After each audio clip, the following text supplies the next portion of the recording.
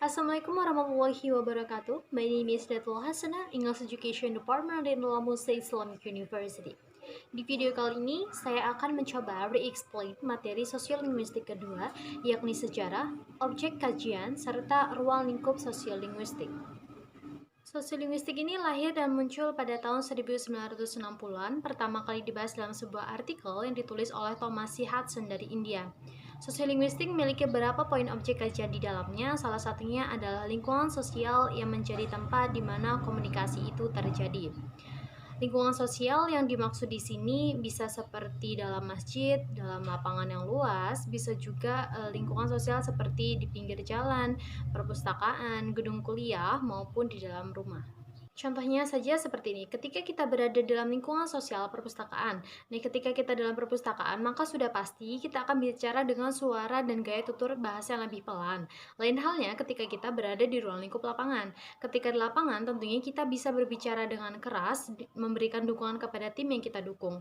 Nah, hal itu menunjukkan bahwa perbedaan atau ragam bahasa itu bisa terjadi karena pengaruh dari lingkungan sosial tempat komunikasi itu terjadi. Sosiolinguistik juga memiliki ruang lingkup tersendiri, yakni sosiolinguistik mikro dan juga sosiolinguistik makro.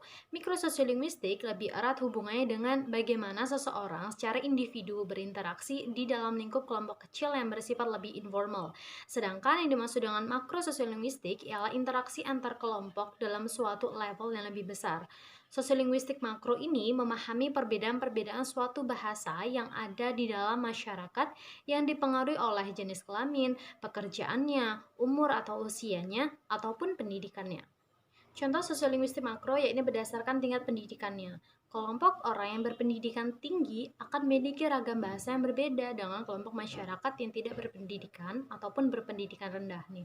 Nah, perbedaan utamanya yaitu ada pada diksi atau pilihan kata-kata yang digunakannya ketika sedang berkomunikasi atau berinteraksi. Pemilihan diksinya itu berhubungan dengan profesi dalam pendidikannya tersebut.